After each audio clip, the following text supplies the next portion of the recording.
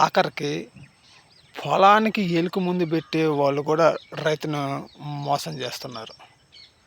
పొలం ఎన్ను తీస్తా ఈ ఎలుకలు కొడుతుంది. సరే ఈ ఎలుక ముందు పెట్టి అతనికి ఫోన్ చేశా. నిన్న వచ్చాడు, సమయానికి నేను ఇంటికాడ లేను.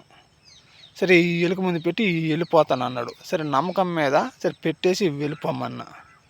ఈరోజు నేను వచ్చి చూస్తే ఆ రాళ్ళు ఉండే అగ్గెను అది అదప, ఆ అదపను అసలు మనుషులు ఎవరు ఎరగం మేము.